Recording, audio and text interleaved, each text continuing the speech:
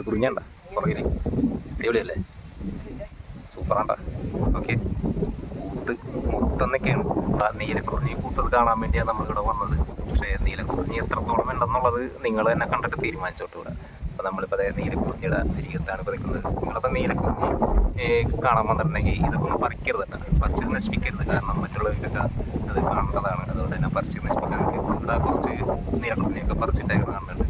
പക്ഷെ അങ്ങനെ ഒന്നും പറഞ്ഞിട്ടാ, ഇനി മേലിൽ വരുന്നവർക്കൊക്കെ ഇത് കാണണ്ടേ, നമുക്ക് മാത്രം കണ്ടാൽ മതി. അപ്പോൾ അതൊക്കെ ഒരു വൃത്തിയായിട്ടൊരു പരിപാടിയാണ്.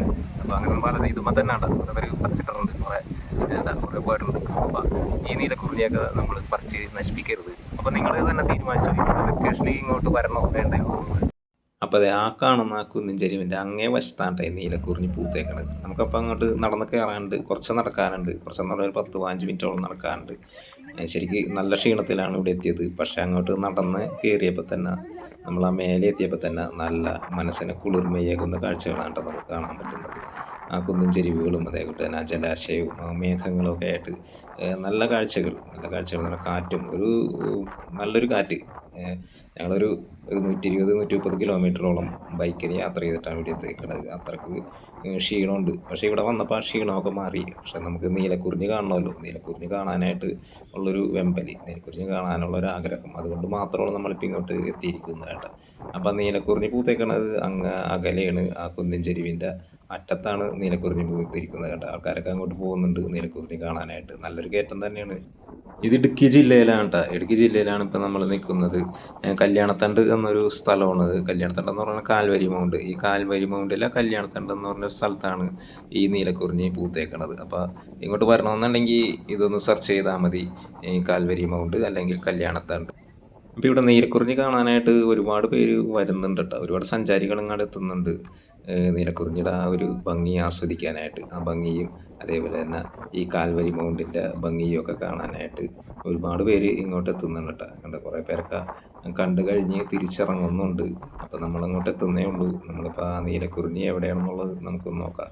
കുറച്ച് നടക്കാനുണ്ട് കേട്ടോ. ഞാനിങ്ങനെ കാണിക്കുന്നത് വേറെ ഒന്നുമല്ല, കുറച്ച് ഈ കാൽവരി മൗണ്ടിൻ്റെ ഒരു ഭംഗി നിങ്ങളൊന്ന് കാണിക്കാൻ വേണ്ടിയാണ് കുറച്ച് സമയം മാത്രം ഇത് കാണിക്കുന്നത് കേട്ടോ. ഈ കാൽവരി മൗണ്ടിൻ്റെ ഈ താഴെയുള്ള ഈ പ്രദേശങ്ങളൊക്കെ നിങ്ങളൊന്ന് കാണിക്കുന്നത്. ഇവിടെ ഇപ്പോൾ അല്ലാത്ത സമയത്തും നീലക്കുറിഞ്ഞി ഇല്ലാത്ത സമയത്തും ഇങ്ങോട്ട് വന്നാലും കാഴ്ചകൾ തന്നെ കേട്ടോ. പ്രത്യേകിച്ച് ഒരു കോടയൊക്കെ ഉള്ള സമയത്തൊക്കെ ആണെന്നുണ്ടെങ്കിൽ പ്രത്യേക ഒരു അനുഭവം തന്നെ ആയിരിക്കും ഇവിടെ വന്നിട്ടുണ്ടെങ്കിൽ. അപ്പോൾ നമ്മളിപ്പോൾ ആദ്യമായിട്ടാണ് ഇങ്ങോട്ട് എത്തുന്നത് കേട്ടോ, ഈ കാൽവരി മൗണ്ടിലേക്ക്. ഇവിടെ ഇപ്പോൾ ഈ സമയത്തൊക്കെ കയറാനൊന്നും വലിയ കുഴപ്പമൊന്നുമില്ല കേട്ടോ. കാരണം മഴയൊന്നുമില്ല, മഴയൊക്കെ കുറഞ്ഞേക്കുന്ന ഒരു സമയമുള്ളൂ. മഴയുള്ള സമയത്തൊക്കെ ആണെന്നുണ്ടെങ്കിൽ ഇങ്ങോട്ടൊന്നും വരാതിരിക്കുന്നതാണ് നല്ലത്. കാരണം വഴുക്കലായിരിക്കുള്ളൂ. വഴുക്കലായിട്ടുണ്ടെങ്കിൽ നേരെ വഴിക്ക് താഴേക്ക് പോകും. അതേപോലെ തന്നെ ഈ ശക്തിയായ കാറ്റും.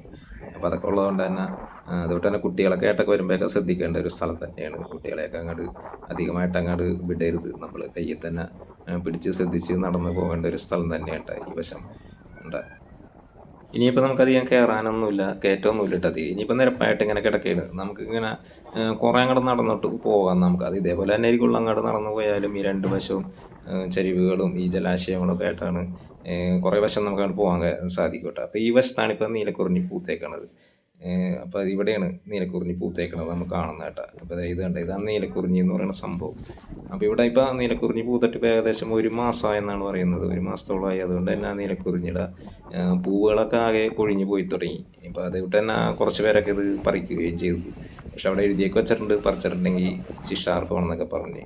പക്ഷെ എന്നാലും അത് വാക്കാതെ കുറേ പേരൊക്കെ ഈ നീലക്കുറിഞ്ഞി പറിച്ചതായിട്ടൊക്കെ പറയപ്പെടുന്നുണ്ട്. അതേപോലെ തന്നെ ഇവിടെ ഉള്ളവർ പറയുന്നുണ്ട് ഇത് നീലക്കുറിഞ്ഞിയില്ല, മേട്ടുകുറിഞ്ഞിയാണെന്നൊക്കെ പറയുന്നുണ്ട് കേട്ടോ. എന്തായാലും നീലക്കുറിഞ്ഞിയായാലും മേട്ടുകുറിഞ്ഞിയായാലും അത് പൂത്ത് നിൽക്കണത് കണ്ടിട്ടുണ്ടെങ്കിൽ അതൊരു പ്രത്യേക ഭംഗി തന്നെയല്ലേ. അപ്പോൾ നമ്മൾ ഇതിലെ നല്ല പൂ നോക്കിയാണ് കുറച്ചിറങ്ങുന്നത്. പക്ഷേ നല്ല കാറ്റാണ് ഇവിടെ, ഒരു രക്ഷയില്ലാത്ത കാറ്റാണ് ഇവിടെ. ഇതുണ്ട, ഇവിടെ നിൽക്കാൻ പറ്റാത്ത കാറ്റാണ്.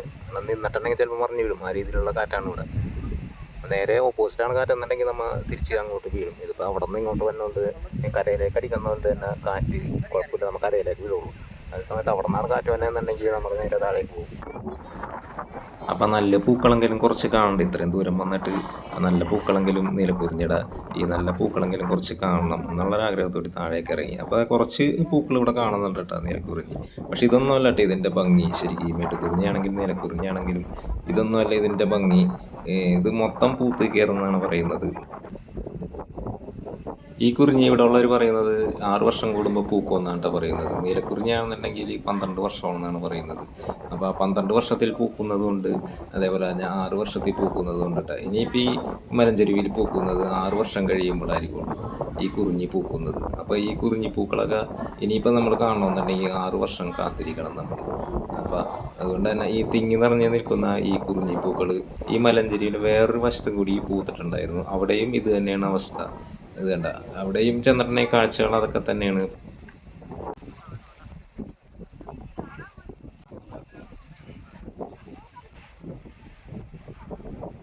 അപ്പോൾ നിങ്ങൾ തന്നെ തീരുമാനിച്ചു വെക്കേഷനിൽ ഇങ്ങോട്ട് വരണോ വേണ്ടയോ. ഇവിടെ വന്നാലും വേറെ കുഴപ്പമൊന്നുമില്ല. എന്തെങ്കിലും എല്ലാവരും നമുക്ക് ശരിക്കും മെയിനായിട്ടുള്ള ഒരു അട്രാക്ഷൻ എന്ന് പറയുന്നത് ഇതാണ്.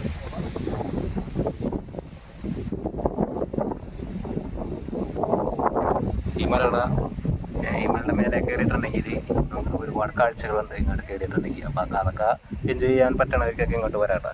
അല്ലാതെ ഇനിയിപ്പോൾ നീലക്കുറിഞ്ഞിക്ക് വേണ്ടി ഇങ്ങോട്ട് ആരും വരണമെന്നില്ല, നീലക്കുറിഞ്ഞി കാണാൻ വേണ്ടി. ഓക്കെ, ഇനിയപ്പോൾ ഈ കുന്നിൻ ചെരിവിലുള്ള ഈ കുറിഞ്ഞി ചെടികൾ പൂക്കണമെന്നുണ്ടെങ്കിൽ ഒന്നില്ലെങ്കിൽ 6 വർഷം അല്ലെങ്കിൽ 12 വർഷം കഴിയണം. അപ്പോൾ വേറെ ഏതെങ്കിലും കുന്നിൻ ചെരിവിലോ എവിടെയെങ്കിലും ആയിട്ട് നീലക്കുറിഞ്ഞിയോ മേട്ടുകുറിഞ്ഞിയോ ഒക്കെ പൂക്കാം.